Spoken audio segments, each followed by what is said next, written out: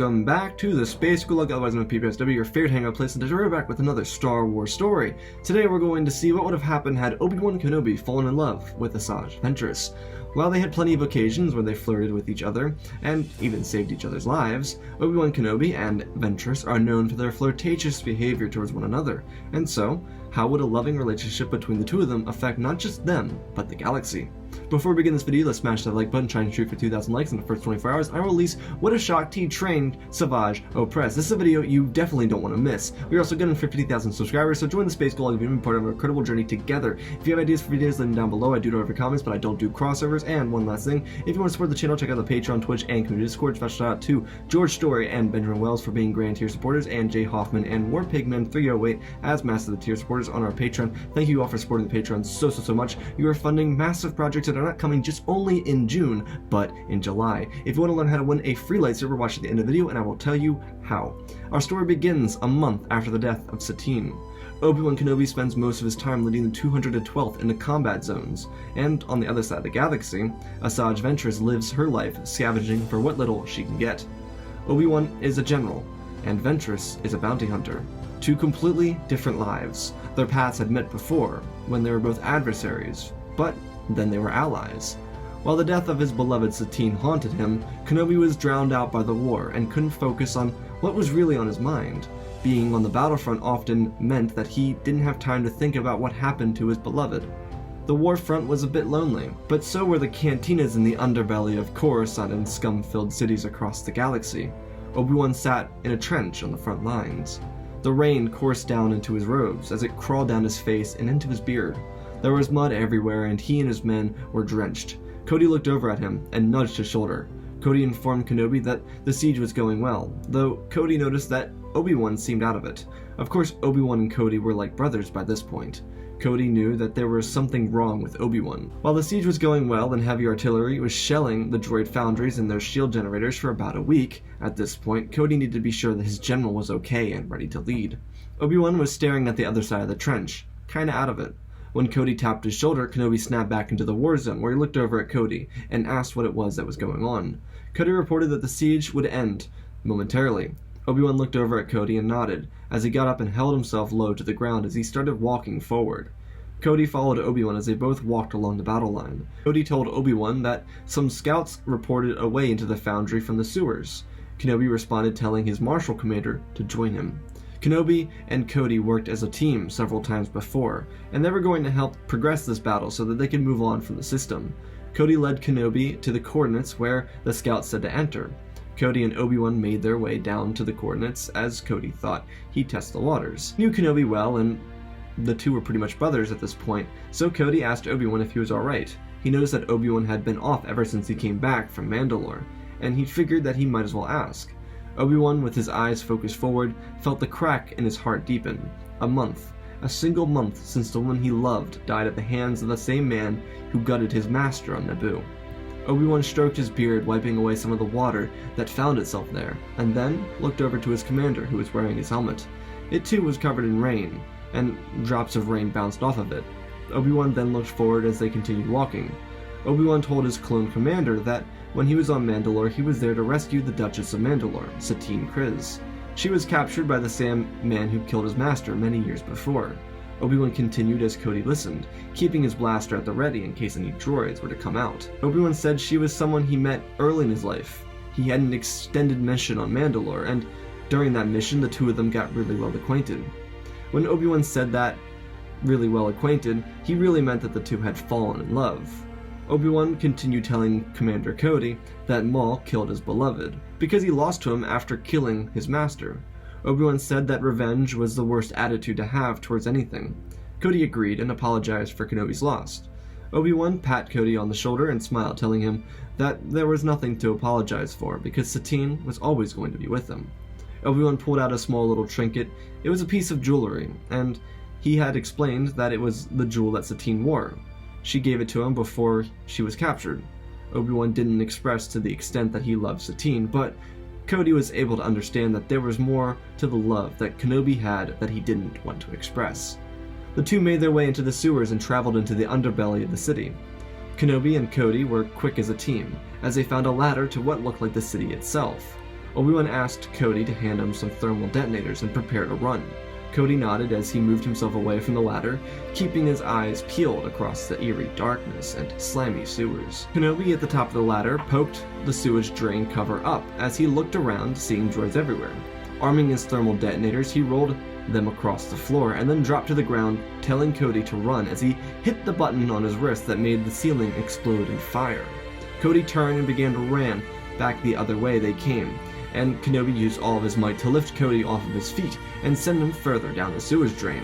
Obi-Wan started running as the explosion trailed after him. Cody landed on his feet as he continued running to a massive door as he waited for Kenobi, who ran with all the speed he could.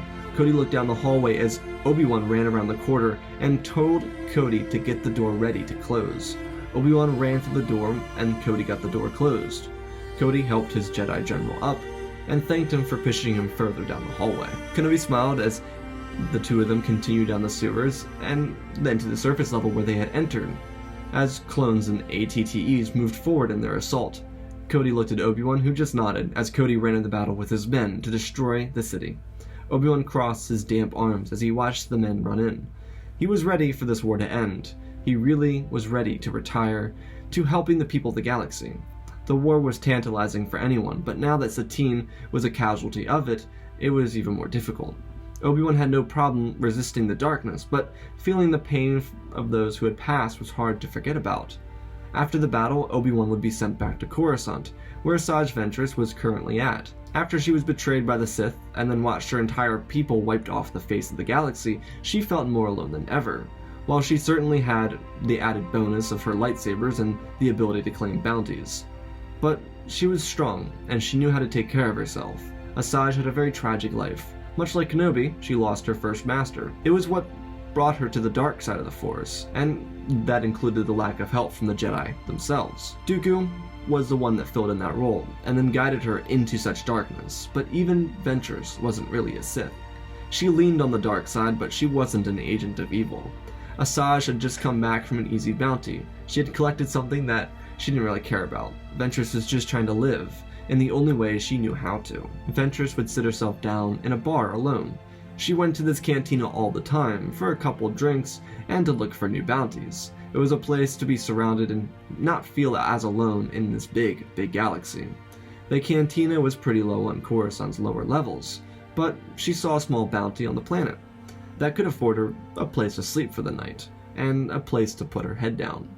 It wasn't much, but it was a bounty on the upper level, in a place called Dexter's Diner. One of its employees owed someone some money. It was a simple job and she just wanted to collect on it. Asajj made her way up into the upper levels of the city, where everything could be seen. The sky, the Senate building, the Jedi Temple, everything was visible from here. Asajj landed her speeder outside of Dexter's Diner, where she saw a small Jedi ship. Ventress sighed, because she assumed it meant that her bounty was claimed before she got there, and then, out of the corner of her eye, she saw someone familiar.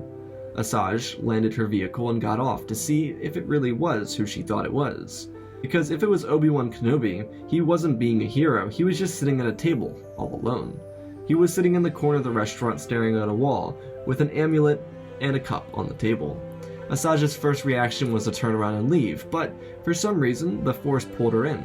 Why would she ever put herself in the way of being captured by the Jedi? Hell, even Kenobi didn't look like he was up for a chase. But she stepped in, and the waiter walked up to her, and Ventress put her hand up and pointed. The waitress looked over and then walked away from Ventress as she started walking towards Kenobi. Asajj was ready to lay into him with a rebuttal of his lack of energy and old age, but when she got closer, she could see a glimmer on his cheek. She stopped momentarily, as if he couldn't feel her presence. Ventress was a bit cold-hearted of an individual, but she watched as another glimmer tiptoed its way down Kenobi's cheek. Sure, he was hero of the Republic, one of the poster boys of the Jedi effort. He was known far and wide as a hero of these clone wars, and no one could see him like this. But it wasn't an optional choice. It was just a spur of the moment, a memory. Kenobi had been through a lot during this war, but he kept his promises to Dexter. The two of them had been friends, and Obi-Wan promised Dexter to come by every single time he returned from a galactic deployment. Obi-Wan, no matter how long or short his stay was on Coruscant, would make sure to make his way down to Dexter's Diner, to let him know that he was doing alright. Asajj, instead of hitting him in the back and making a snarky remark, decided she would try a different approach. Not much of a change of who she was, but her and Kenobi went back, far back into the Clone Wars. That's when they began their little rivalry. Part of Ventress always enjoyed having a rivalry with someone like Obi-Wan. She began to walk forward, and there she placed her hand softly on Obi-Wan's shoulder. He moved his hand to his face and wiped away the glimmering water, as he placed his hand on top of Ventress's softly, and turning his head, Obi-Wan could feel that it was Ventress of the Force. He knew she was near, but the presence from her hand let him know that she was the one that was really behind him. He wasn't ashamed to have his tears show, but he did wipe them away with his bare hands before she could sit down. Obi-Wan never wore his gloves when he was away from combat. He moved his hand under hers, and being as Kenobi as ever, he smiled and said how lovely it was to see her. Asajj rolled her eyes and pulled her hand away from him, as she moved to sit in the other booth. When she sat down, she looked at Obi-Wan and asked him what he was doing here. Obi-Wan explained, but then he had to ask what it was that she was doing inside of the establishment. Ventress had a bounty that she wanted to come and collect, and then she saw Obi-Wan. Kenobi made a snarky, flirty remark saying that she was so joyed to see him that she just wanted to come say hello. Asajj told him not to flatter himself, as she always liked to do. Obi-Wan smiled, but then asked why it was that she was saying that. Asajj hadn't really thought it through, but she was happy that she didn't have to be a part of the war effort anymore. Though her blood boiled for revenge against Dooku, Obi-Wan asked why she was so keen on revenge, when she could rise above the trickeries of evil. She growled as she said that he would never understand the pain she went through. Obi-Wan sighed. He looked at her and said that may be true, but the two of them weren't exactly far from being similar individuals. She raised an eyebrow as he continued, saying she lost her master and he lost his. She was coaxed into something she wasn't ready for, and so was he. And to cap it all off, she lost something she really cared about, and so did he. She looked at him and then asked if that was why he was here crying like a little child. Obi-Wan made a face and then sighed, when he let out a no, but yes. Obi-Wan explained that he hadn't been thinking about it until he felt the amulet that was under the table poke him in his stomach. He pulled it out to see what it was that was causing such discomfort, only to see it. His thoughts ran rampant, and he lost his ability to hold back his tears. Asajj was quite curious, and so she asked who she was. Obi-Wan looked at Ventress as if he was surprised she knew that Obi-Wan was upset over a woman. Ventress rolled her eyes again and said, as if she couldn't see the amulet or feel it through the Force. Obi-Wan again sighed. He looked at Ventress and then down to the amulet as he held it in his hands. He fiddled with it as he explained, telling her he thought he killed Darth Maul on Naboo after he killed his master Qui-Gon Jinn. It would be more than 10 years when he would return from the dead to exact his revenge. First, it seemed like he just wanted to kill Obi-Wan. That was when Asajj helped him to escape both the monsters. Then Maul captured Mandalore, where she was. And then, just like he killed his master, he killed her, only giving her enough time to tell Obi-Wan that she loved him. Asajj kinda didn't know what to say. She genuinely felt for Obi-Wan. Obi-Wan put the amulet down and then looked at Ventress and asked how she was doing. She was a bit sturdy. She never liked to be vulnerable, especially not to Jedi. Kenobi was like every other Jedi, cut off from their emotions. Well, she thought that until she just saw him crying over a woman. Obi-Wan placed his hand on Ventress's and softly told her that she had no need to feel like she had to tell him anything. He was just curious if she was doing alright. Sure, Obi-Wan could hold a little grudge against her, but it was only fair. The last time they saw each other, she saved his life. Obi-Wan pulled his hand back and looked at her. He sighed, saying that if they were going to both be honest, she might as well forfeit how she was feeling or what she had been through. She told Obi-Wan that since she last saw him, her entire civilization was wiped out by the droid army. Of course, Obi-Wan knew about Dooku's treachery, but she was scavenging to survive. She told Obi-Wan that every so often she got a chance for a big-time gig, and with those, she'd spend what little she had for a small room to stay in so that she could rest on a pillow under cover.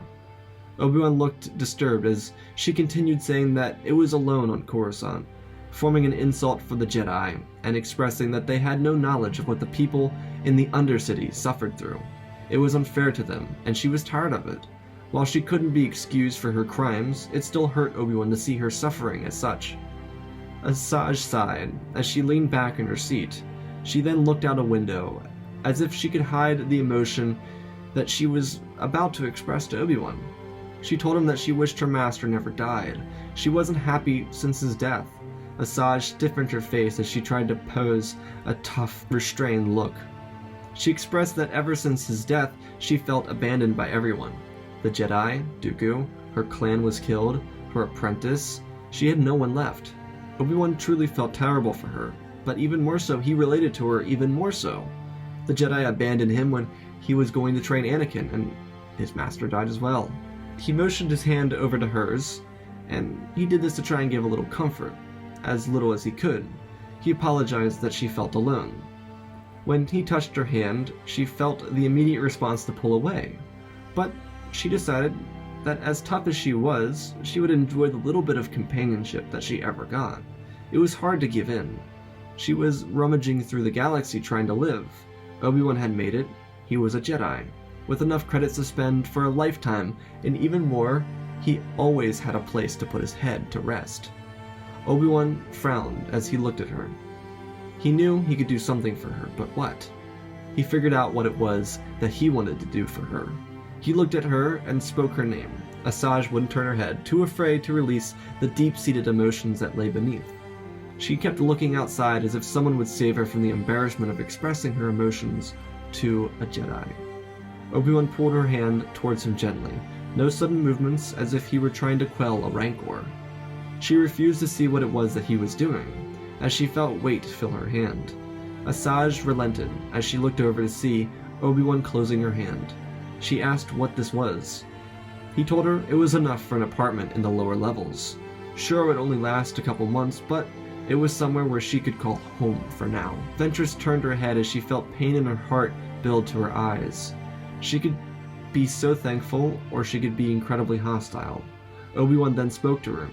He said that he knew they weren't always friends, or even that close, but they could understand each other. Sure, it was an uncommon match, but sure, it would be seen as treachery. But if she was willing, she would come to Dexter's diner to meet with him every time he returned from the battlefront. Asajj looked over and asked why at all would he do that? He responded that in the difficulties of life, especially war, people need friends more than they expressed. Obi-Wan knew she needed someone, but she would never ask for someone to come to her side or to her aid. Obi-Wan offered her food, and she reluctantly accepted. Sure, she never had a taste for Obi-Wan, but this certainly warmed her up to him. Ventress hated to even think about it, let alone admit it, but this was genuinely nice.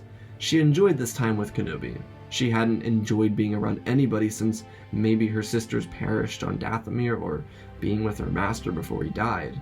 A friend she never expected to have, but she was truly glad to have. While the rest of this first encounter would go gleefully, it would be time to part ways, and as they parted way, Asajj gave Obi-Wan a massive hug. He of course didn't expect this, but he hugged her back and smiled, telling her that he would see her when he was back again. Obi-Wan watched as their speeder shot across the street and back down into the lower levels of the city.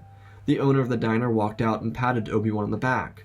Dexter smiled at his old friend and told him that it was nice to see him again, but even nicer to see him be the man he was always rumored to be. To the citizens, Obi-Wan Kenobi wasn't just a hero, but a gentle, quiet, reserved, and caring man to those around him.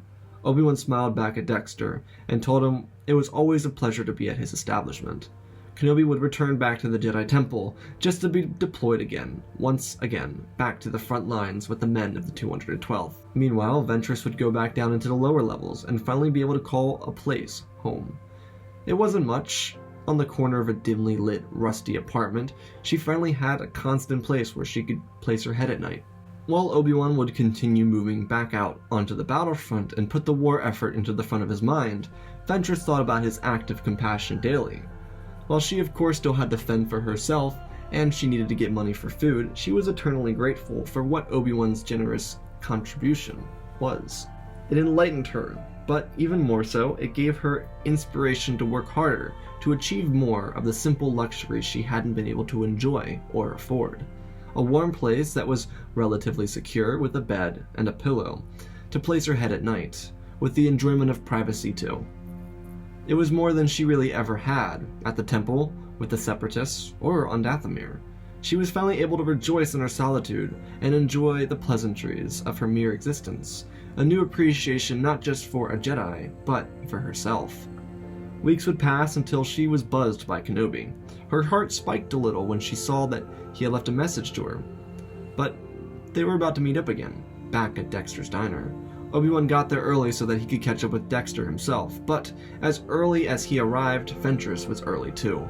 Kenobi was quite surprised that she showed up at all, let alone 20 minutes early.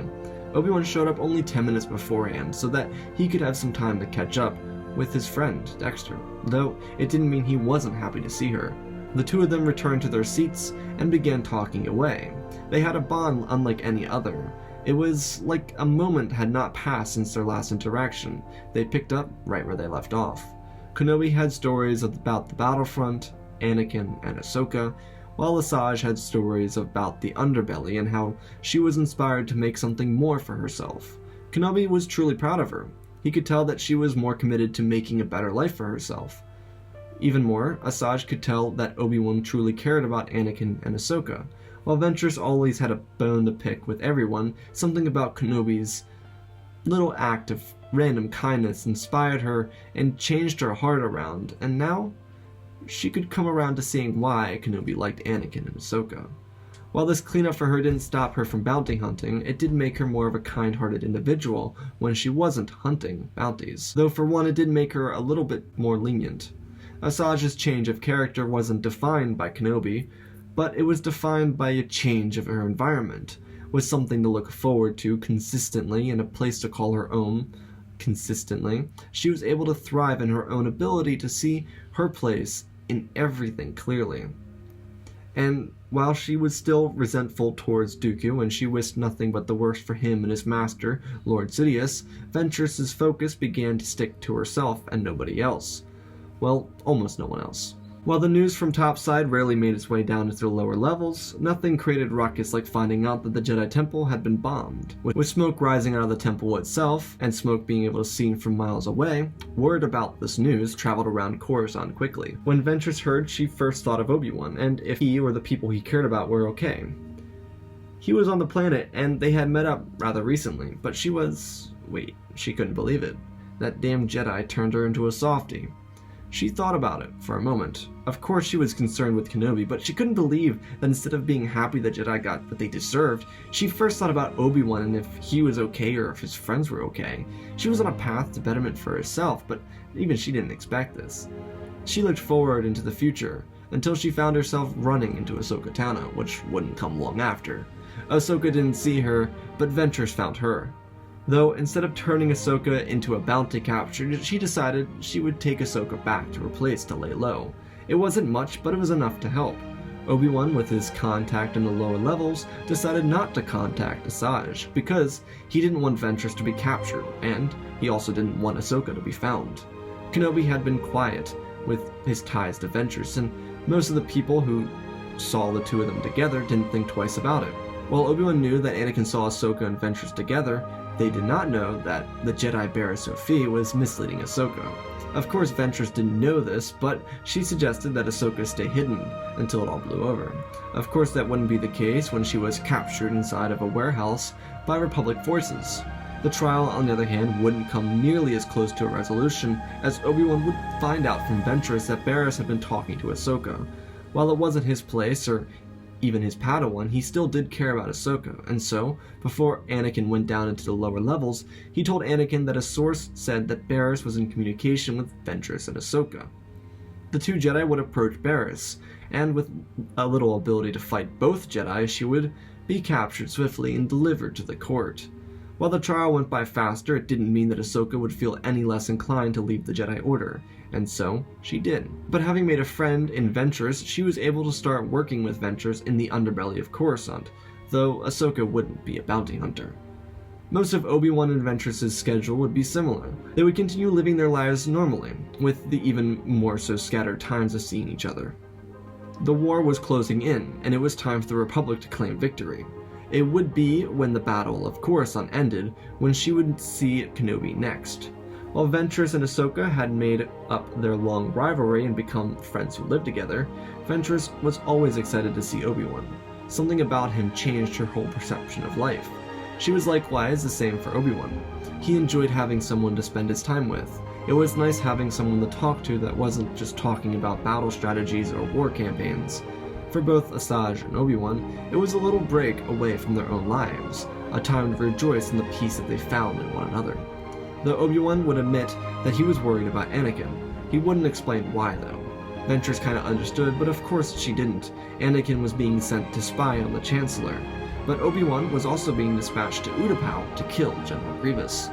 Also, there was some important information for Ventress. Her old master was killed by Anakin on the Invisible Hand.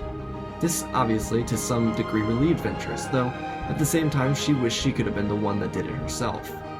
Though Ventress would be lying if she said she wasn't worried about Obi-Wan's trip to Utapau. While on the surface she was well okay with it, inside she was a bit worried. She knew of Obi-Wan and Grievous's rivalry, but she feared that this duel would be the death of one of them. The war was coming to an end, and everyone who could use the Force could feel it. Before Obi-Wan and Asajj parted ways, they again hugged as they always did, but Ventress pecked Obi-Wan on the cheek, telling him to be safe, as she whipped around and made a great escape back into the underworld. Obi-Wan thought about it for a bit. As normal, Dexter would pop out and say his goodbyes, but this time he would talk to Obi-Wan for a short moment. Obi-Wan had a bit of a look of shock on his face. Sure, it was Ventress, and the two of them loved being overzealously rude and flirtatious with each other, but that was a genuine kiss. It wasn't a, ha, gotcha, gonna try and kill ya. It was, come back safe so I can do this again.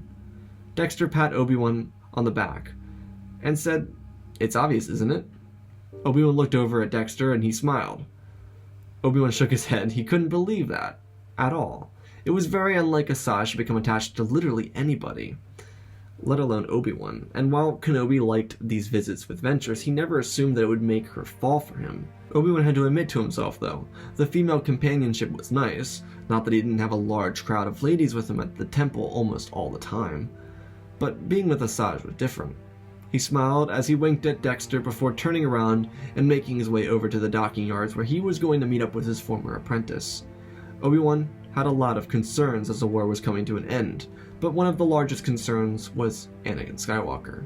His apprentice was welcomed into the High Council, then made into a fool in front of everyone, only to be asked to spy on someone he considered a mentor by his teacher and, as Anakin would put, a best friend. Obi-Wan never wanted anything bad to happen to Anakin, because he only wanted the best for him, but even he knew that something more needed to be done. Before he left for Utapau, he tried to contact Ahsoka to see if she would say anything to Anakin, but she didn't seem too receptive of this. She, by happenstance, even after living on Coruscant, got a job where she ran into some Mandalorians. Ahsoka herself decided to help Bo-Katan against Maul and his takeover of the Mandalorian population. Obi-Wan knew she was off-planet, but he thought he'd give it a try since he wouldn't be able to be there for Anakin. Asking Asajj was a long shot, but Obi-Wan couldn't really do anything. He was here, the first wave on Utapau, and he'd be a part of the last to leave. Obi-Wan hoped that Anakin would be alright until then, but that wouldn't be the case after all. As the tragedy of Anakin Skywalker unfolded inside of the Senate building on Coruscant, the tragedy of Skywalker would commence Executive Order 66, and the clones across the galaxy would turn against their Jedi commanders. Obi-Wan would narrowly escape the scourge of the clone army and reunite with Bail Organa. While Asajj knew that Obi-Wan wasn't on world, she worried about what could have happened to Obi-Wan. She could feel the disturbance in the Force, and it especially didn't help that she heard about flames rising out of the Jedi Temple yet again. Rumor on the streets was that the clones marched into the Jedi Temple. Even with the disturbance in the Force, Asajj was feeling that she couldn't believe that the clones would just turn on their Jedi generals like that. Being from the underbelly, rumor traveled fast, but those rumors would also become twisted, quickly talking about crazy things different people saw, like a rumor about a Jedi with a purple lightsaber attacking someone inside of the Senate building before being shot out with electricity. Asajj didn't believe anything until she saw the Jedi Temple itself, with fire, smoke cascading out of it. She thought she might have a closer look, So she found herself into the Jedi Temple. It was hard, but once in, it was easy to sneak around. She knew her way around the Jedi Temple pretty well. She had spent good time inside of the Jedi Temple. She could hear blaster fire, and the dying sound of clone troopers. She continued in the ventilation shafts. She felt a dark presence. It crawled throughout the temple. She saw an older woman. It was Jocasta Nu. She was grabbing a bunch of ancient artifacts and running. As the archivist, it was her duty to protect the archives, as she reset the passwords on the restricted section and ran. She couldn't go look for younglings because the documents she had were for the survival of the Order. Asajj kept walking as she heard kids screaming. Asajj found herself to a vent to see what was happening. Expecting to see clones, Ventress was ready to help the kids because she believed they deserved a chance, a shot at life. Even with her resentment towards the Order, Ventress couldn't just let everyone suffer because of the actions of a few. But when she turned the corner and looked out of the vent, her perception on everything changed, and her confidence in her ability to help dwindled into fear as she felt her body ache from the inside out. Her eyes looked out to see a caped man with a blue lightsaber cut down the younglings one at a time. With his men behind him, Ventress couldn't believe it. It was Skywalker. He was on a rampage as he lifted one of the children into the air with the dark side of the Force, choking him as he cut down the rest of his classmates. The young Jedi was then cut down as Anakin released his grip. A white lightsaber then ignited in front of her as she watched the old Jedi Master Tera Sanubi cut into two pieces in front of the clones behind Anakin. Anakin Skywalker turned around, and the face only made Ventress's heart spike. It really was him. She could feel his suffering and his anger, and he proved to be more vile than even Dooku or Sidious could be. Asajj always liked Tera, but even she knew that there was nothing she could do to help the old Jedi. He was trying to protect his students, and yet when Anakin's crazed eyes landed on Tera, the fate of the Jedi Master was sealed. Anakin then continued as he swept through Tera, and then he stopped. He felt a familiar presence. Ventress could see it as Anakin stopped before the vent. A lightsaber swung through the vent as she dropped back. Caught off guard, she ran as fast as she could down the ventilation shaft as Anakin opened it up and looked. He told his men to gas the vents, kill any survivors. Asajj would hide in the vents. Her heart was beating out of her chest. She couldn't believe what she'd just seen. Anakin wasn't Anakin, he was a monster. A killing machine with no balance or restraint. Not even she could believe what she just witnessed. Though now she feared for Obi-Wan. She didn't know if he were still alive, but she feared that if he was, he would come back to the Jedi Temple. Ventress found her way to a safe place inside of the temple. It wouldn't be long until she felt Anakin's presence leave the temple. She didn't know where Anakin went, but she knew he wasn't inside of the temple anymore. As the night carried on, Ventress would make her way out and start cutting through clone troopers as she led an escape route, telling the Jedi that came across her to go into hiding. She was fighting for them, and she couldn't believe it, but she also couldn't believe how evil and vile the clones in Skywalker had become. Before the sun crept over the Coruscant skyline, she had killed almost all the men that were inside of the Jedi Temple, gutting the guards and troops alike, leaving no trace of survivors. The Jedi that survived grouped up outside of the temple where Asajj told them, and then they left. Ventress saved about 100 plus Jedi. It could have been more, and she knew it.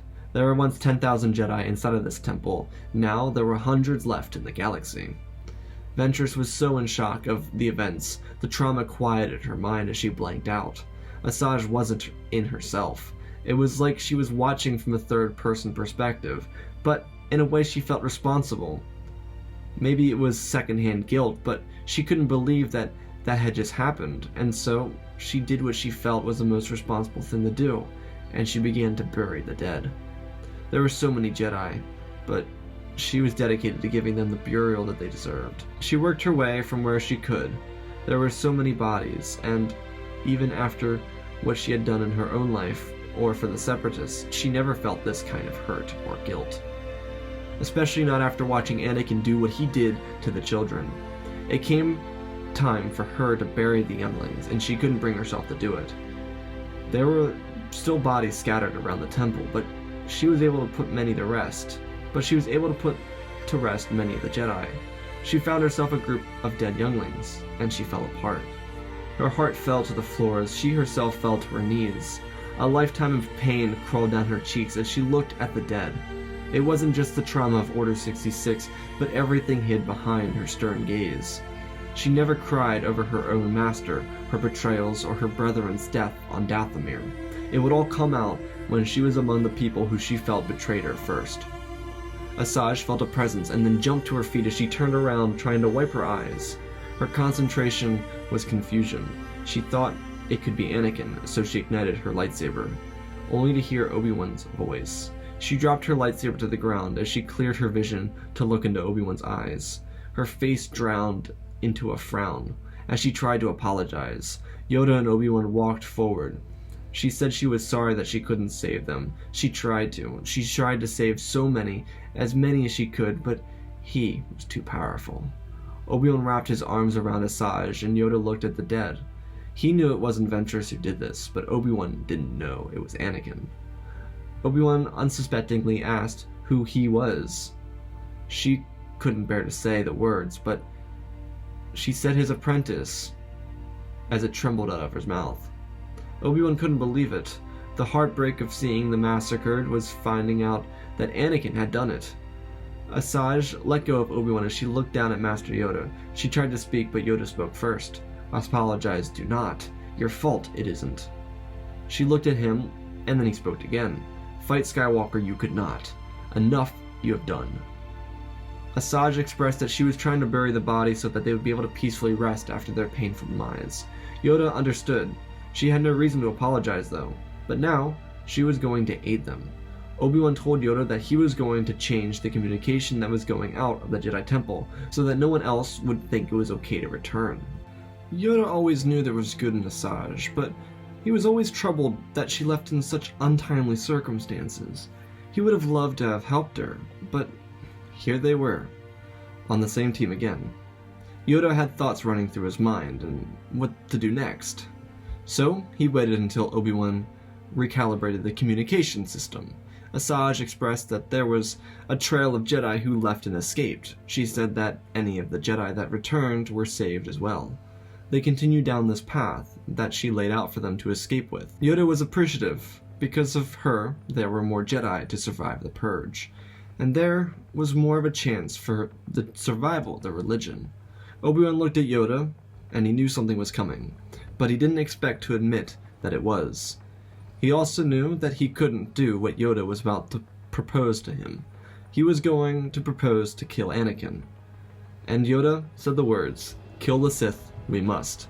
Asajj was in on this, and so was Yoda, but Obi-Wan knew that this meant that he had to kill the child that he raised. He didn't know if he could just do that to Anakin. Obi-Wan made a bold proposition to take on the Emperor, and Asajj interrupted, telling him that that wouldn't be a task for him to make. Yoda agreed. Asajj, though, said that they shouldn't split up. Yoda was sure of himself, though. He believed that he could do it. And so, Yoda went to go fight the Emperor, and Obi-Wan and Asajj went to confront Anakin. Obi-Wan would continue his way to Padme and ask for Anakin, only to have to sneak aboard her ship with Ventress. Meanwhile, Yoda would make his way to the Senate building. The trip through space was long for Obi-Wan and Asajj. They got into a tight little compartment together, and sat essentially in each other's laps. They talked quietly about everything that had just happened. Asajj told Obi-Wan that no matter what, she would be there for him, on the other side of this. Obi-Wan appreciated the kindness and what she had to say, and he told Asajj the same thing. They felt the ship land. It was time. Obi-Wan stood up, and he felt evil burning. It wasn't the heat of Mustafar, but the evil from Anakin. As he ran towards the ship, Obi-Wan leaned against the wall as if he was choking on his own breath. Asajj grabbed his shoulders and pulled him into her. She told him that it would be okay, that they needed to get through this, that she would have his back. Obi-Wan looked at her and smiled, weakly, as he moved towards the ramp with his robes on. He looked down the ramp and saw Anakin. He was crazed and angry, and then he saw Obi-Wan and got even angrier. His rage burned as he raised his hand towards Padme. Obi-Wan walked down the ramp, telling him to let her go. Then Ventress jumped down from the ramp in front of Padme and force-pushed Anakin back as he didn't expect it, and fell back and rolled onto his back. He looked up with anger, but he saw Ventress holding Padme in her arms and making sure that she was okay. Obi-Wan told her to get Padme inside. Padme was still conscious, and she couldn't believe it. She was so angry at Anakin, but she needed to get inside. Obi-Wan was beginning to talk at Anakin, who looked at him as if he was ready to rip the entire galaxy apart, and his arrogance was building over him, as he raged from within, ready to kill his former master. Obi-Wan tried to get him to calm down, but Ventress only made him angrier. Anakin ignited his lightsaber and jumped at Obi-Wan, who was quick to block. Asajj got Padme inside, on her back, inside of the bed, and then she ran out the doors to see if Anakin and Obi-Wan were locked in battle or not. She had never seen Obi-Wan fight with all of his life on the line, and she saw this happen now. Incredible speeds against the boy he raised. Asajj raised her lightsabers as she tried to catch up. Obi-Wan played defensively, and from Asajj's perspective, she thought Kenobi would be killed. Then she saw Anakin turn his head around, and fear that filled her body filled it again, as she looked into the eyes of Anakin Skywalker. She lifted her sabers to defend herself as Anakin swung harder and harder, each strike harder than the last. She had never defended against someone with this strength. Not even Savage had the power that Anakin had in this moment. Obi-Wan ran back over as he swung at Anakin, who pulled his lightsaber around his back to block Obi-Wan. Anakin moved to attack Obi-Wan, who jumped back on defense. Asajj tried to move in front for the attack, but Anakin was quick as he brought his blade back to meet hers. Anakin knocked her off balance as he swung for Obi-Wan. Ventress swung at Anakin, but then saw him grab her wrist as he pulled her up with his hand over his back. She could feel her wrist breaking in his metallic hand as he kicked his leg out into her stomach. With the blade locked with Obi-Wan, he pushed off and swung it around to meet Asajj, but without a second of hesitation, he felt the blade go through his chest. Anakin's lightsaber fell as he looked back at Obi-Wan with shock in his eyes. Obi-Wan dropped his lightsaber and ran over to Anakin. He grabbed Anakin, who winced as he looked at him. It was the same face of the scared little boy he met on Tatooine. Anakin didn't understand. So much suffering and pain. His dreams were a lie, but now they were coming true. Obi-Wan didn't have anything to tell Anakin, who felt his last breaths pass over him. He choked on his air. He looked up at Obi-Wan, who held his apprentice the same way he held his master. He told Anakin that he was sorry. He never wanted it to end like this. Anakin just looked at his master with a blank stare, as a tear fell from his lifeless eyes. Obi-Wan placed Anakin down, like he did Satine, and a tear tracked its way down his cheek. He couldn't bear to do this anymore. Obi-Wan sat on his knees without a word to say, without a breath to bear. He looked down as he felt the heat cascade up his back from the lava mountains around as they exploded into powerful glory. Everyone he loved died in his arms, and yet he couldn't understand why it had to be like that. Asajj put her arms around him, and then Obi-Wan said that they needed to bury Anakin. Pulling Anakin's robes with the Force, he wrapped his former student in them, covering his face and wrapping them tightly so that they would be used as a burial cloak. Obi-Wan looked at Ventress, holding his tears back as he picked up Anakin's lightsaber and placed it on his belt, as he looked at Ventress and asked her to help him. Obi-Wan and Asajj lifted Anakin up with the Force as they walked towards the edge of the landing platform. Before they got to the end of the platform, they heard the door open. Both put Anakin down as they looked over to see who it was, and they saw a little blue and white astromech rolling towards them. It was R2-D2, and he was rolling over to see what they had been doing. Obi-Wan's heart sank further into his chest when R2 realized that he was burying his master. R2 looked disappointed or sad or something. Obi-Wan put his hand out and R2 rolled over to him, and Obi-Wan rubbed his hand on R2's head, just like Anakin used to, as he apologized. R2 of course could be upset or disappointed in his owner, but he watched as Obi-Wan and Ventress lifted up Anakin's body and floated it down into the lava banks below. R2 turned around and rolled back into the ship, where he saw his gold friend C-3PO. Asajj turned around to walk away, but she saw Kenobi in the corner of her eye, just looking over the edge. Anakin's body sunk into the fiery abyss. Obi-Wan couldn't bear to look away, though.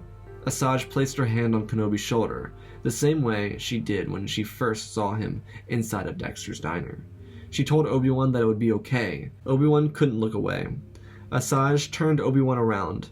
He was fighting every tear he had. He couldn't believe that this had just happened. Could he even live what he had just done? Asajj reached down and grabbed Obi-Wan's hand as she pulled it up into her arm and pulled him along with her. He was a bit starstruck, as if he didn't know how to speak or how to breathe. He was lost in this world.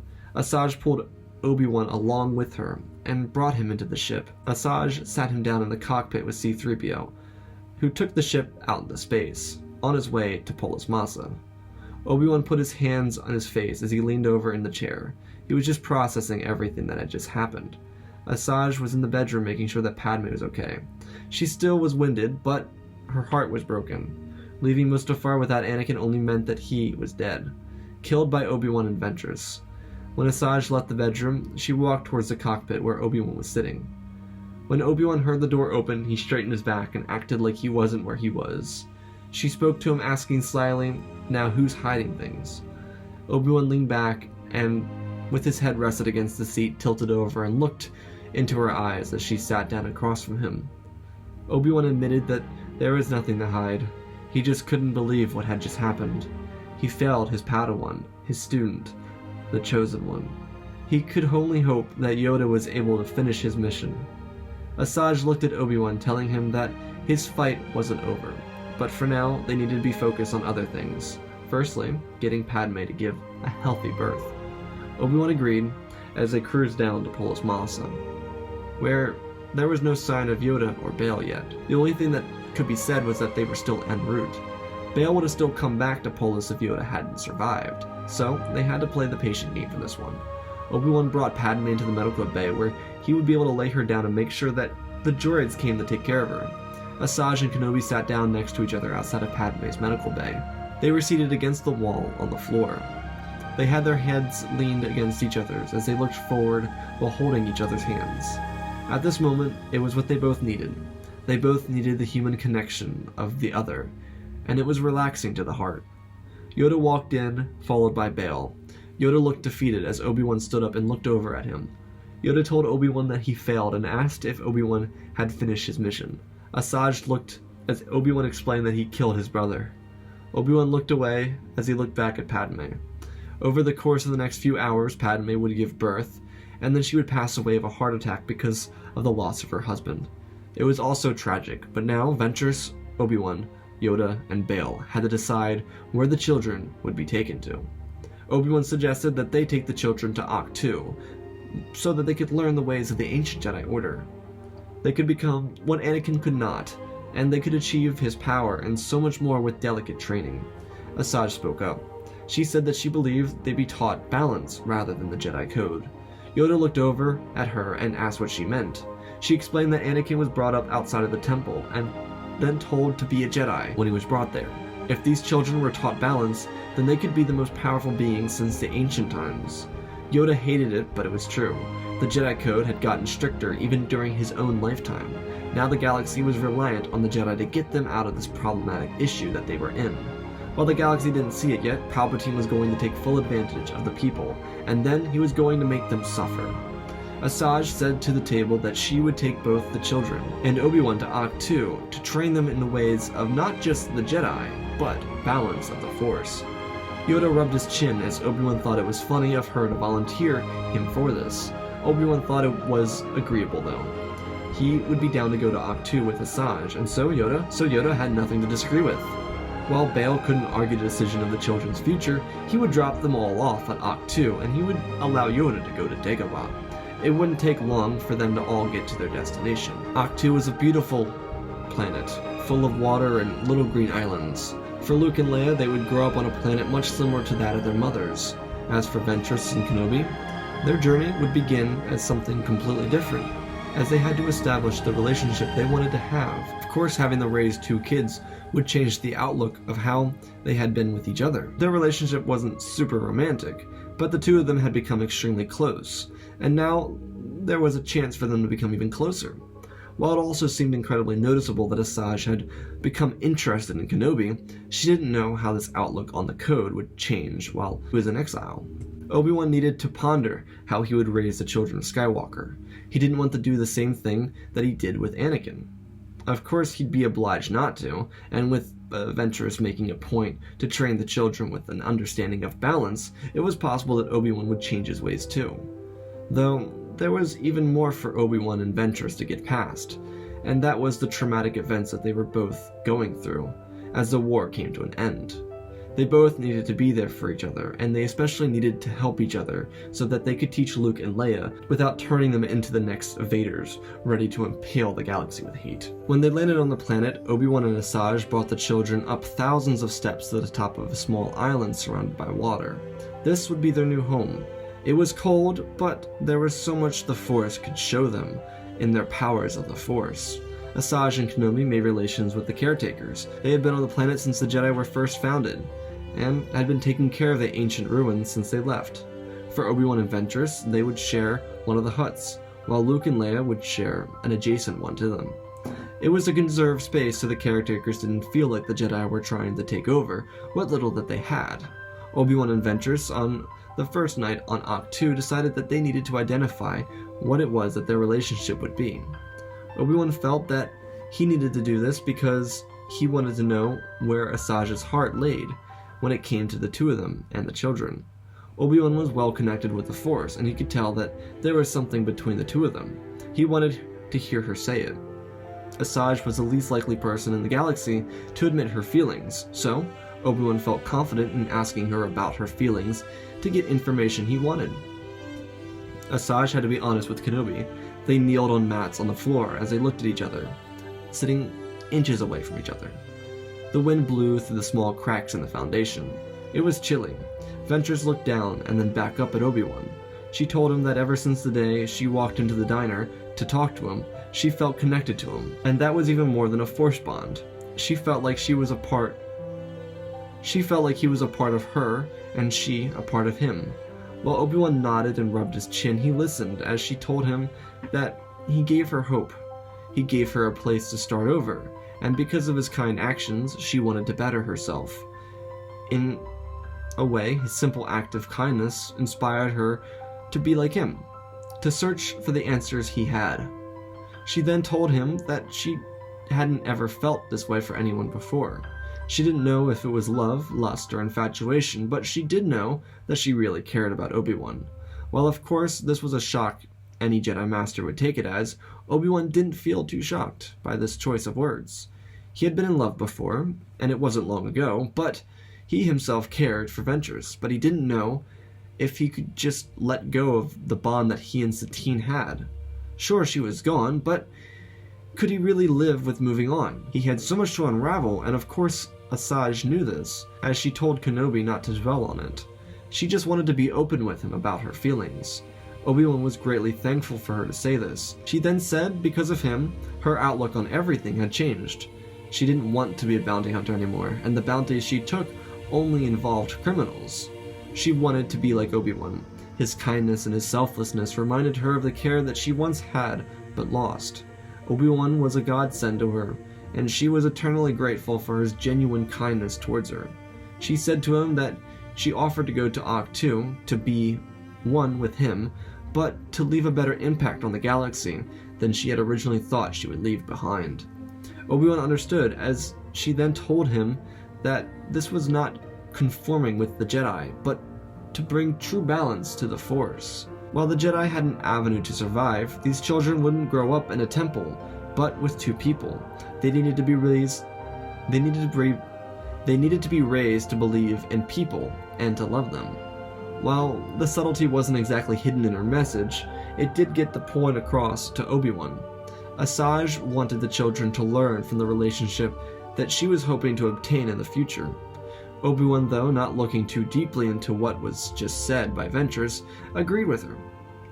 While he himself was pure to the code, he felt like he failed Anakin for being that way, having to kill Anakin on Mustafar after all. Maybe if he tried a new method of training, he would be able to do better by teaching Anakin's children and doing right by them.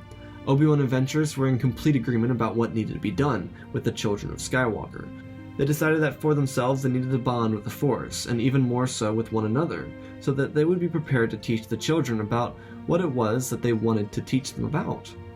They would begin by meditating together, and while they were inside of this hut, facing each other on the ground, they decided that they would start meditating with each other from here on out. For the next couple months, Asajj and Obi-Wan would work on their Force connection and their connection with one another. With the galaxy undergoing a fundamental change without the presence of Vader, the Empire was off to a shaky start. For this new era of Force wielders, though, they would have a chance at redemption against the dark side of the Force.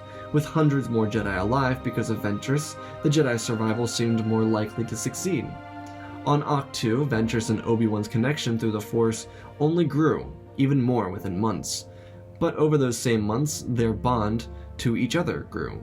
While their flirty behavior during the Clone Wars created a bond, their inseparable bond to one another after the end of the war defined their relationship. Over the months, they both had to learn how to come to terms with what each of them respectively saw. Obi-Wan's continual loss of those he loved made him fear for losing Asajj, but Asajj also had night terrors of the children inside of the Jedi Temple, who saw Master Skywalker. While Obi-Wan had night terrors too, he tried his best to maintain his composure. For the two of them, having each other was critically important to healing from the trauma of Order 66, though raising Luke and Leia only seemed to tighten their bond with one another.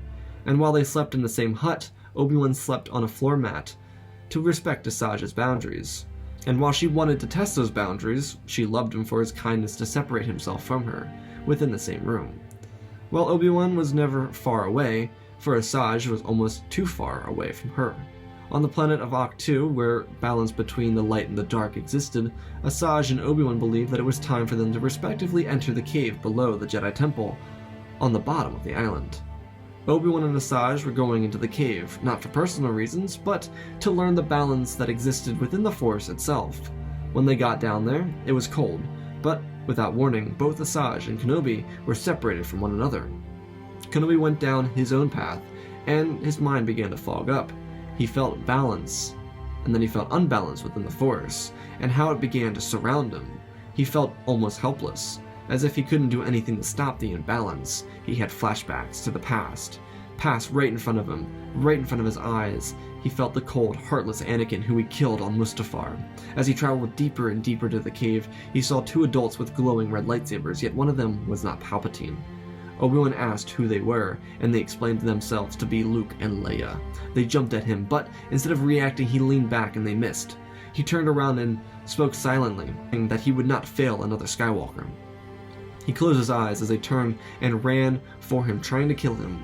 And when his eyes opened, he was surrounded by the voice of his late master, distorted, but his master. This is to bring balance. Anakin Skywalker, Obi-Wan, wise Jedi. Obi-Wan was silent as he focused his mind on the Force and what it was trying to tell him. And then he heard the full-length quotes that his master shared to him in the past, but his heart fell silent on the one line that he was told before his master died, telling him that he would become a very wise Jedi, far greater than himself. Obi-Wan turned around and opened his eyes as he was looking at his former master. He stepped back. The last time he saw Qui-Gon was on Mortis. Qui-Gon spoke to Obi-Wan and asked if he believed that he were ready for this journey. Obi-Wan hesitated. He was willing to be ready for this journey, but he himself, within his heart, didn't know how he could raise the kids whose father he killed. Qui-Gon told Kenobi that Anakin's fall wasn't to be blamed on him, but he was the chosen one. Obi-Wan still didn't understand, but Qui-Gon reassured him that being the chosen one would pass through the children of Skywalker. Obi-Wan understood, but Qui-Gon had more that he wanted to tell his former apprentice. He said that the partner he had found along the road would be the right person for him and his future. While there was others whose paths crossed Kenobi, this woman would guide Obi-Wan into a new understanding of the life that Kenobi seeked in his own heart and soul, but not in his mind. Obi-Wan nodded, and then he looked back up at his master, who was gone. Kenobi continued down the way, looking for the exit of the cave, while elsewhere Asajj was looking around. She felt threats coming from every corner. Her path was covered in darkness, and crimson blades of those who tried to kill her surrounding her. Though down her path was a small, tiny light, she followed it. Then out of the darkness she dropped to the floor as a crimson blade swung for her neck. It was Dooku, telling her that she should have stayed on the dark side. Ventress used the Force and shattered the body of her old master as only his head fell to the floor. Asajj turned around as she saw Mother Talzin. The path was dark, and Mother Talzin told her that her path was en route to change the history of the galaxy. She was in the right place, but she needed to trust she was in the right place. Talzin also told her to remember their culture, their dominance, and their power. Remember that and keep herself strong, especially when it came to Kenobi. He was very receptive of what Asajj had to say, without being a pushover.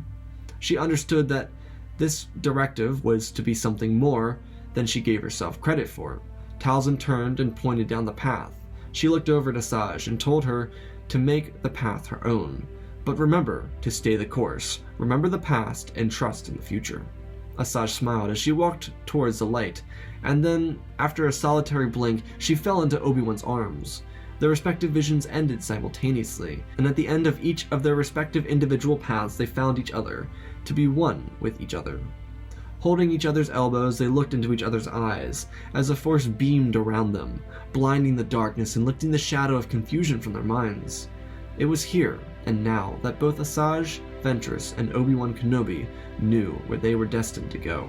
Their path was right in front of them, and they looked into the eyes of where their path would lead them.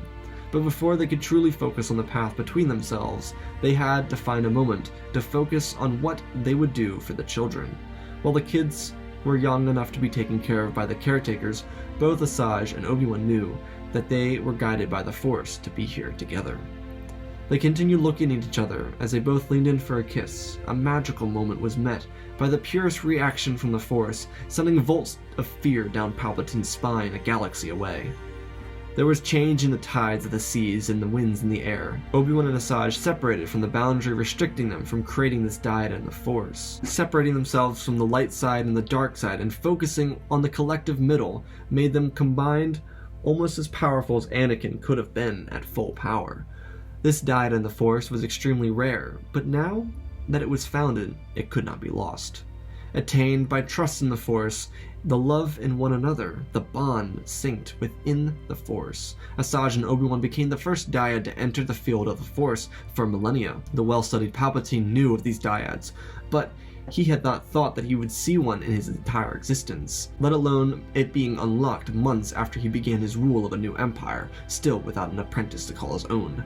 Sidious was in fear, because of all of his work over the several years could come to an end with an instant, because of two people that broke through the Force to allow each other in.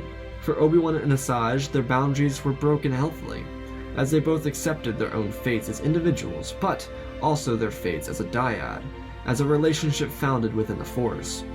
When they looked at each other, they knew they had cemented their intentions and their feelings as one unit within the Force. They walked from the tunnel, and they beamed like no other beings seen before. The caretakers saw their true form as users of the Force completed. While Obi-Wan and Asajj didn't know the amount of power they held, Sidious did, and he, though, didn't know who had it. He knew that if he didn't prepare himself, he would face that power and lose, so he needed to prepare himself for the true power in the Force. He went into intensive research, and because of this research, his empire began to struggle, more than it had with his leadership.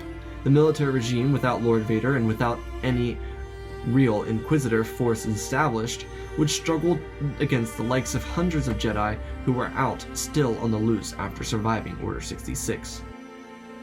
Years would crawl by as Obi-Wan and Asajj deepened their relationship, as they defined what they wanted it to be, for each other and for themselves. Their relationship was magnetic. The caretakers looked at it, and they loved the pure passion and heartfelt emotion within it, while at the same time Luke and Leia loved their parents. Though Obi-Wan wouldn't be quiet about their adoptive status, he and Asajj wanted them to be aware that they weren't their children, but they were loved as if they were. Because Asajj and Kenobi had such a level of love and respect for each other, their emotions transferred down into the ones who looked up to them. Both twins locked onto one of their parental figures. It was natural for this to happen in any ordinary family, but Obi-Wan and Asajj didn't expect it. Luke was very close to Asajj, and he adored her. As for Leia, she loved her fatherly figure in Obi-Wan. Both duos bonded together like glue, and they didn't separate often. They never liked to be away from one another, and it was evident by their clinginess to either Obi-Wan or Asajj. The twins would also learn how to pilot small aircraft that couldn't go into space, but it would allow the twins to take advantage of their legacy that their father left behind as a pilot. And especially with a mother figure like Asajj Ventress, who was quite the pilot herself, the children grew exceptionally fast into being great pilots. They would race each other on the top They would race each other a lot too, only defining their father's characteristics within themselves even more. For Luke and Leia, having two loving parents was a gift that they would have deserved with their real parents. They didn't understand much other than a little bit of the Force and their lineage. It was apparent to them that they were loved and that loving was okay to do. For the lives of two children growing up on a small island, the adventures were limited, but they were encouraged. Whether they were being chaperoned or not, it didn't matter. The caretakers were always present. But for Luke and Leia, they had the entire island to discover, and with encouragement from Obi-Wan and Asajj, they felt freedom. True freedom. Luke and Leia were taught, strictly though, that they had such an incredible power that they didn't know they possessed. Obi-Wan and Asajj worked on teaching them the balance within the Force, and how they could use it to their own advantage. Little Luke and Leia were incredible when it came to the power of the Force they had. They were unstoppable. Some days, they would be incredibly difficult for Obi-Wan. Some days, though, it'd be incredibly difficult for Obi-Wan, and he'd have to step away from the training, and walk to the top of the mountain, where there was a small rock to meditate on. Obi-Wan always saw Anakin or Padme within the twins. It was really hard for him to deal with. They were just like their parents, and it broke his heart, because at the end of the day, at the end of all of it, both Anakin and Padme would have loved their children. It was an undeniable fact. Luke was like his father, and Leia was so much like her mother. While Asajj didn't see it as much because of her obvious separation from Anakin and Padme during the war, she understood why Obi-Wan struggled with it. She understood that it was difficult for him to deal with. Obi-Wan, when atop of the rock, would think back to the times when his brother was still alive. Obi-Wan would be able to coax himself most of the time, but sometimes the similarities, the phrases, or the actions were too much for him to bear. Asajj and Obi-Wan made fine parents and even better teachers. Obi-Wan was already an outstanding teacher, and while his track record wasn't extremely terrific, he did his best for Anakin, and that much was true. Asajj filled the role of a master much better than she did for Savage. She had two children here, not an oversized monster. As for their parental side of things, they made sure the children had the best experience growing up. While Obi-Wan made it clear to Asajj that he didn't want the children to know about Anakin's fall or his death, how he died, Asajj thought maybe they should know that he was flawed. To Obi-Wan, the time was too soon for that, and Asajj did agree with this. As for everything else, Asajj and Obi-Wan took care of the children the way the children should have been taken care of. It was almost like a natural role for the two of them. While Obi-Wan spent his life inside of the Jedi Temple, he was able to give the kids the life that they needed and what they loved. The children would be barraged with stories of their parents and how amazing they both were. The children also didn't have to consistently train. They were able to find other ways to enjoy life. Sometimes they'd go on small camping trips to other islands on the planet, but there was always a galaxy out there for Luke and Leia, and they wanted to see it with their own eyes. They were just like Anakin, but they got to enjoy the pleasantries of childhood without feeling the strain of the Jedi Code. It would take years, but the time would finally come where Luke and Leia would adopt their first lightsabers. Kyber crystals were rare on Ahch-To, but they were there because the Force knew Luke and Leia, and knew what they had to do for the galaxy itself. The twins would become extremely powerful within their usage of lightsabers. They were so much like their father, and they were extremely gifted with the Force. For their training, Luke and Leia would split off with their quote-unquote favorite parent, and they would spar with each other. This made Luke and Leia extremely powerful duelists, and it also grew the bond between Asajj and Obi-Wan. While Luke and Leia fought with precision as if they were going to kill each other, they were just that talented when it came to wielding a lightsaber. As for Asajj and Obi-Wan, their dance told a story. They were able to finesse each other, but they rarely beat each other. Asajj and Obi-Wan's spars would end in either a hug or a kiss, but when the spar was on, it was intense. It really looked like they wanted to kill each other too, but in reality, it was their dedication to their craft and their training to be the best defense for Luke and Leia if the Sith ever found them on Ahch-To.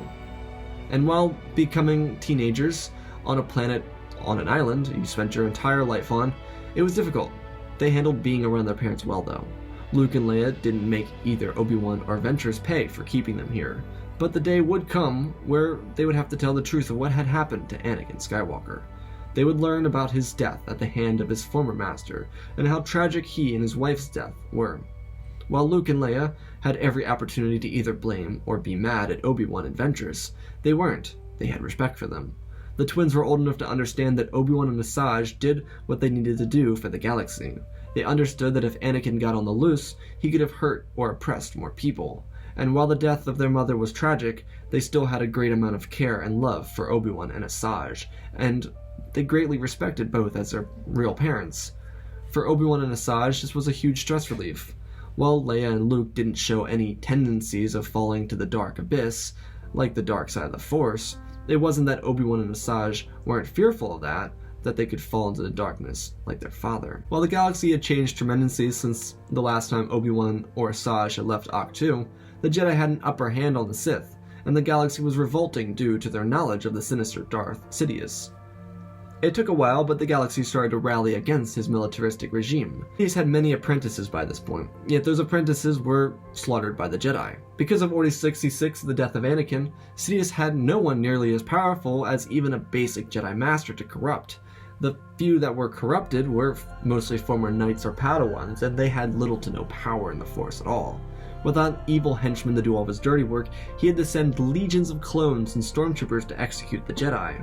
But the Jedi were good, and they were Force sensitive, which the clones were not. If Anakin had been around, he could do it alone. But for example, if the lights went out and the clones had no Force wielder with them, it was their lives gone. While there were few who couldn't do anything against the clones, those few didn't travel in groups, and they didn't have any allies to back them up. They, for the most part, were alone, and when it came to the clones, they stood no chance. While they were Inquisitors on the loose, they often struggled. Without a Vader, they had no one to handle Jedi Masters, because no one other than the Grand Inquisitor was as powerful. But with him being killed, there was little hope for the Inquisitors to thrive. With Obi-Wan, Leia, Luke, and Asajj coming back out into the galaxy, the fate of the Sith was sealed. While the Four didn't have any way off-world, Bail Organa came to the rescue, as he picked them up off of their planet and brought them back to Coruscant, where they would have the opportunity to face the Emperor. The rebellion was doing well, but they needed extra support, especially with a super weapon reportedly on the loose. Bail also told the Four that it was plausible that the Emperor would dissolve the Imperial Senate entirely and take control of the galaxy himself. They had to be quick. As the Tantive 4 made his way to Coruscant, Asajj and Obi-Wan vanished. They were in the middle of a hallway, holding each other's heads in their hands, with their foreheads pressed against each other's. They told each other that they loved each other dearly, and that they enjoyed the journey that they had together. Their love was unmatched, and it wasn't hidden. They expressed every ounce of pure love to each other before they kissed and returned to the bridge of the ship to prepare for their landing mission. The Tantive 4 prepared to land. As it did, the 4 Jedi made their way out of the ship. Of course they weren't Jedi, but to Bail it felt like they were. As they escaped the vessel and made their way into the ventilation shaft, the 4 were able to get inside of the Senate building. The twins, of course, were eager to do what they could and what their father could not do. They knew, from the copious stories and lessons, not to trust Sidious. He was very manipulative, but the twins knew that they were ready. They were excited. They exited the ventilation shaft as they fell into a large hallway below. Obi-Wan dropped down behind the children and then caught Asajj as she dropped into his arms. He placed her down gently as he let go of her and then hovered his hand over his lightsaber. The 4 continued down the hallway. They could all feel it. The pure evil nature of the one true Sith Lord in the galaxy, Darth Sidious. He was near. The hairs on your arms would stand up and you could feel his presence, and the cold, eerie feeling would trickle down your spine. Obi-Wan led as he rounded the corner and saw the face of evil staring at him, 2 glowing yellow eyes. Palpatine could feel it, and his rage was building. It was the Jedi that took his prized apprentice from him. He was the reason why the Jedi were still running rampant in the galaxy, causing issues for his empire. And now Kenobi would be the beginning of the end of their Jedi religion. And then Palpatine saw a familiar face in Ventress, and then 2 teenagers. He thought maybe they were their children, but something felt familiar in the Force about them. And then he realized that they were the offspring of Anakin Skywalker. If he used a spell in the Force he learned all those years ago, he could grow to absolute power if he absorbed the power of the Dyad. Luke and Leia readied themselves, as did Kenobi and Asajj, and then Palpatine rose from his desk. Kenobi moved to the left and Asajj to the right, as the twins in the middle scooted themselves out a little, creating some space. Sidious raised his hands and Kenobi yelled out the word block. but it wasn't lightning. It was nothing. Sidious was confused. He tried again. As he tried to steal the power of the dyad, it didn't work. While a normal force drain worked on individuals, a special power was needed for a power such as a dyad created. Sidious looked pissed as he tried with all of his might, and then the Jedi ran towards him. He knew he had to get Kenobi or Ventress out of the fight, so lightning rang out of his hands as Kenobi was thrown against the wall, while he was using all of his strength to block with his lightsaber. Ventress tumbled. She didn't see it coming as she landed against the floor. Luke and Leia jumped up as they met the Crimson Blade-wielding Sith Lord. Sidious jumped into them, pushing them back. Leia was singled out as she twirled around blocking every strike. Luke backed up his sister as he ducked under a swing made by Palpatine. Kenobi moved into attack position to defend the children. Sidious saw Asajj regaining her strength, and he twirled around and kicked her in the face, sending her across the room. Obi-Wan was tied. He wanted to make sure she was alright, but he had to make sure the kids stayed safe as well. The duel blazed across the room. Leia took an offensive against the Sith Lord as her brother tried to join in the fight. He was electrocuted in the face as he tumbled under Kenobi, who sidestepped and joined Leia in combat. Sidious was old in his age, but his connection to the Force was more powerful than ever. He swung with ferocity and intent as he tried to kill Leia, who was always a step ahead.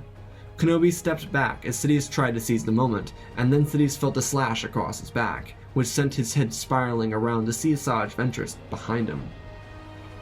Sidious was even angrier, and then two blades shrieked as they glided over each other as they passed into Sidious's chest. He fell back, and then with all of his might, he used all of his Force essence to electrocute Leia and Obi-Wan, who had their arms outstretched, where they couldn't block the lightning. They both crumbled to the ground as Obi-Wan twisted his body around to take in the full barrage of lightning into his chest, when Sidious was finally killed by Ventress cutting off his head. Leia fell back. She was alright. Obi-Wan toppled over and then fell down, knocked unconscious. Asajj told them that they needed to get him out of here, and then a bunch of stormtroopers could be heard running towards their location. Luke stood up as he ignited his lightsaber. They needed to get Obi-Wan out of there, or else no one would be able to get out of there. Blaster fire erupted in the hallways as Luke blocked the shots. He was defending his sister and his adopted parents. Asajj was helping Leia up. She had been hit pretty hard, but not as hard as Obi-Wan, who was showing burn scars across his body. Luke then tumbled to the ground as his shoulder was smacked with a laser bolt. The stormtroopers began getting closer and closer as Leia tried to help her brother, while Asajj was trying to pick up Obi-Wan. Leia threw the force at the stormtroopers, knocking several off their feet. Then more started showing up down the hallway. Leia ignited her blade as she deflected their shots, covering her brother as he crawled into the wall, covering himself with the fire. The stormtroopers kept flowing. Ventress jumped up as she ignited two lightsabers and pushed Leia out of the way as she whipped both of the lightsabers down the hallway. Stormtroopers got cut down, but not before they clipped Ventress in her stomach with a shot, knocking her off her feet. The twins knew they needed to get Obi-Wan and Asajj out of there. They began to drag the parental figures out of the room and use the Force to push them up into the ventilation shaft that they came from. They could hear more stormtroopers running towards them. Leia used the Force to throw Luke up into the vents, but it was too late. She was left to defend herself. She ignited her lightsaber to face down the stormtroopers who started firing. Leia used the same dance she saw Asajj and Obi-Wan using as she spun her way closer and closer to the stormtroopers, blocking their shots and avoiding anything that came her way. Leia danced around as she used the wall to propel herself into the stormtrooper ranks, as she tore through them with precise swiftness. She cut them all down, and then she turned and jumped into the vents. It wouldn't be long before Luke, Asajj, and Obi-Wan were put into bacta tanks on Alderaan. Bail would tell the children that they could join the rebellion as long as Asajj and Obi-Wan allowed them. While Obi-Wan was in the bacta tank, healing, Asajj told them that they could go. They were needed by the rebellion. Before Obi-Wan came out of the bacta tank, Luke and Leia were able to destroy the Death Star with the perfect shot. During this time, Asajj would spend all day and night leaning against Obi-Wan Kenobi's bacta tank, waiting for him to return to her. When he did, they reunited as true lovers did. Asajj and Obi-Wan would find refuge on Alderaan and keep in close contact with the twins. While the twins went off to become heroes, Asajj and Obi-Wan retired themselves away. They would be the backbone of one another for the rest of their lives, living peacefully on Alderaan, hiding away from the politics and the war of the galaxy. Luke and Leia would forever be grateful for the sacrifice of Asajj and Obi-Wan, and in honor of them create their own order of Force wielders it would be two massive academies on two different planets in the same star system. One of them would be called Ventress Academy, and the other would be called Kenobi Academy. They would both operate like the Jedi, with a code loose and for everyone. When Asajj and Obi-Wan died, they would be buried together, so that not only would they be with each other forever in the Force, but together for eternity with one another in the physical realm. And that, ladies and gentlemen, is our story. Again, special thanks to George Story, Benjamin Wells, Jay Hoffman, and WarPigman308 for supporting the channel. Let's hit 2,000 likes on this so we can see what if Shaak Ti trained and raised Savage Oprez.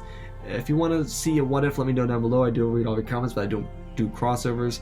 Check out the Twitch community Discord and Patreon if you want to be a part of our incredible community or support me in other ways.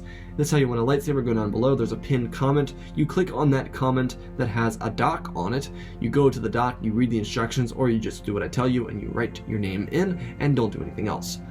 Next lightsaber will be given away on July 4th of 2020. And let's talk about the story because that's what we usually do after these videos. I'm honestly very happy with the story. The story is much better than the last two stories that came out, in my opinion. And while I'm a sucker for the romance stories, this one meant a lot longer than I thought it was. I didn't think the story was as long as it was, but it turns out it's 17,000 words. So do with that what you will. 16,000 words, sorry. 16,000 words. And honestly, I'm quite happy about how it turned out. I think the story is really a unique romance, and I think it follows a path that I didn't really expect it to go on. I want every chemistry, especially in the romance stories, to be very organic. I don't want them to be forced, and I want them to feel forced, and I want them to feel unmotivated. And as we all know, Asajj Ventress is a very cold-blooded person.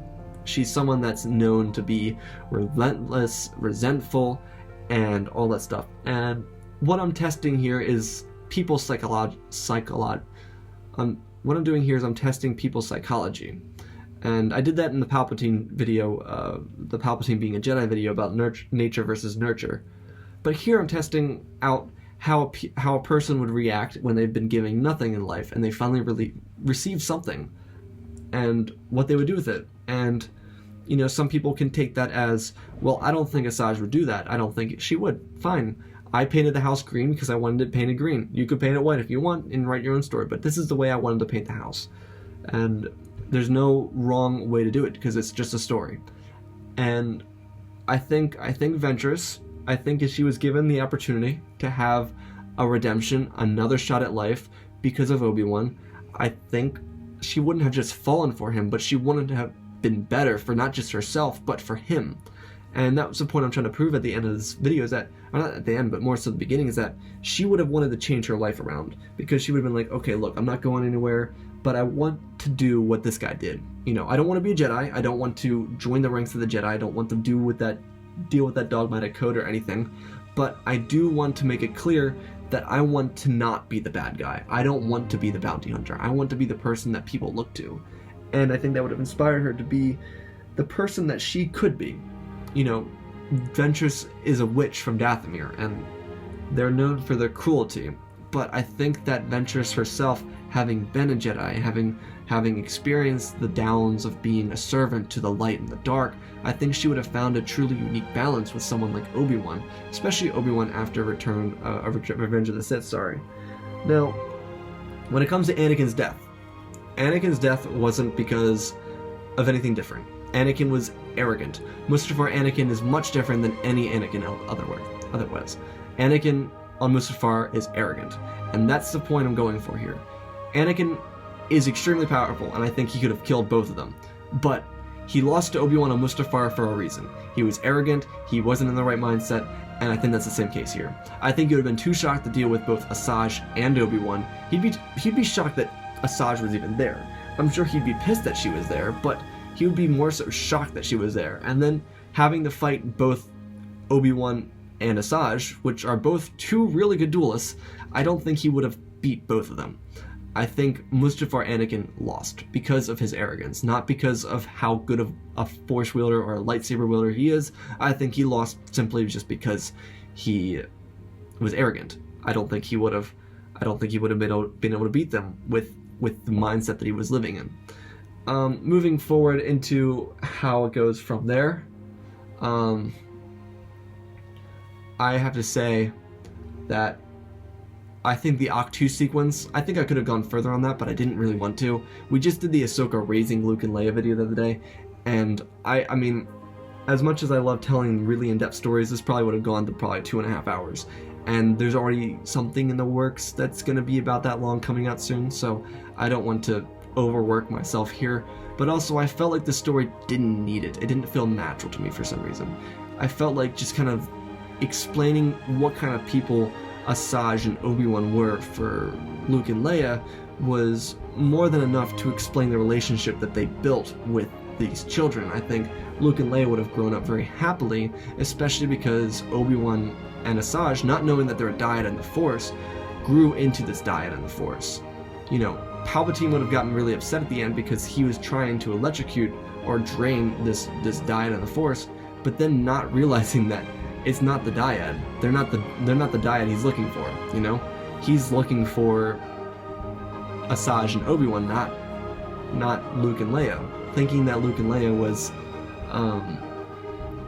were the dyad in the Force was his mistake, and I think that's the reason why he died in the end too, is because he was too concerned with thinking that he was ahead of the game and not being ahead of the game because Luke and Leia weren't the dyad. I think that the dyad truly would be formed with Asajj and Obi-Wan. And when I bring up dyad, I'm not talking about Rise of Sky Guy.